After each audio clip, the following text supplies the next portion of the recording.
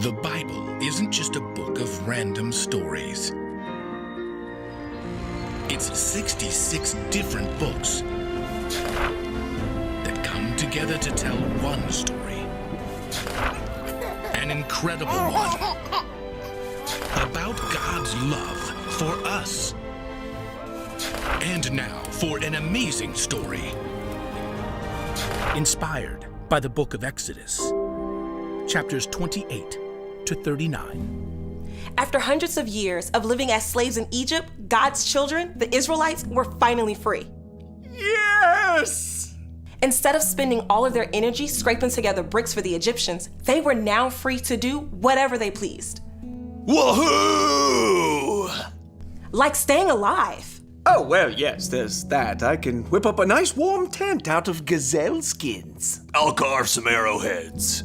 Life in the wilderness was difficult. Even though God provided food and fresh water for his people, he knew that they needed rules and guidelines for their new freedom. So, God spoke to their leader, Moses. Come up to me on the mountain. A cloud descended on top of Mount Sinai, and God spoke to Moses. Tell the people to obey me completely. If you do, then out of all the nations you will be my special treasure. You will be my holy nation. The Israelites camped below the mountain for many days. During that time, God gave Moses special laws that would help keep the people safe, teach them how to love God and love others. God also gave him instructions for a special project too. Have them make a sacred tent for me. I will live among them. Make the holy tent and everything that belongs to it. Make them exactly like the pattern I will show you. Okay, but I'm not super crafty. God gave detailed instructions for the intricate tabernacle and everything that would go inside, not to mention the elaborate robes that the priests would wear. Okay, a linen apron out of thin gold wire, blue, purple, and red yarn, finely twisted linen. Whew. Speak to all the skilled workers. I have given them the skill to do this kind of work. Oh, well, that helps. That's good. When Moses finally came down from the mountain, he called the people together. They crowded in close to hear what God had told him. We're going to have a tabernacle, a beautiful tent where we can worship God. Yeah! God is going to live there, among us. It's the most complicated do-it-yourself project ever.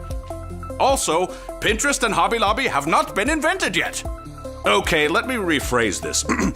It's not do it yourself. It's do it ourselves. Is there an IKEA? Sure, why not? God is going to help us, and he's given some of you special gifts too. Can I get Bezalel up here? Where's Bezalel? A lanky young man with callous hands made his way to the front. Right here. God says, I have chosen Bezalel. I have filled him with the Spirit of God, with wisdom, with understanding, with knowledge, and with all kinds of skill. He can make beautiful patterns in gold, silver, and bronze. He can cut and set stones.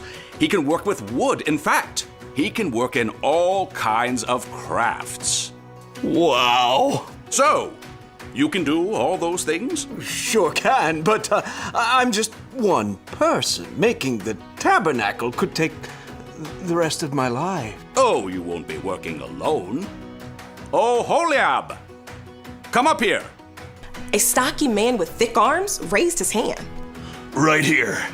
God's appointed you to help Bezalel, and he's given you both the skill to teach others. In fact, God has given special abilities to a whole group of workers you can lead. Now we're talking.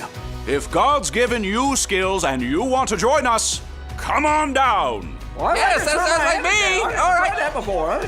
Welcome to the crew. Hold on. Slow your roll. It's great when there's lots of help, but we can't make this tabernacle out of thin air and sand. That's right. Here's what the Lord says. Those who want to can bring an offering. Gold, silver, and bronze. Bright yarn and fine linen. Leather and acacia wood. Oil and jewels. Who's in? I got a whole stack of ram skins. You can use my gold earrings and this necklace. I helped spin some blue yarn. The gifts kept coming. The people gave so much for the making of the tabernacle that Moses finally had to tell them to stop. We've got more than enough to make God's tabernacle. Yo, let's roll! Together, Bezalel and Aholiab guided the skilled workers to sew, carve, and build the sacred tent, just as God had instructed Moses. With the offerings from the people, they had all the materials and supplies that they needed. There it is. The final tent peg. It's finished. The two men stepped back along with Moses to survey their work. The tabernacle rose tall and beautiful among the sea of small drab tents. The altars. That lampstand, all those gold branches and blossoms. All the curtains and coverings and hooks and frames. You've done it just as the Lord commanded. Every bit. Moses gave the workers his blessing. Together with the help of God, they completed a seemingly impossible task, creating a beautiful home for God to live among his people.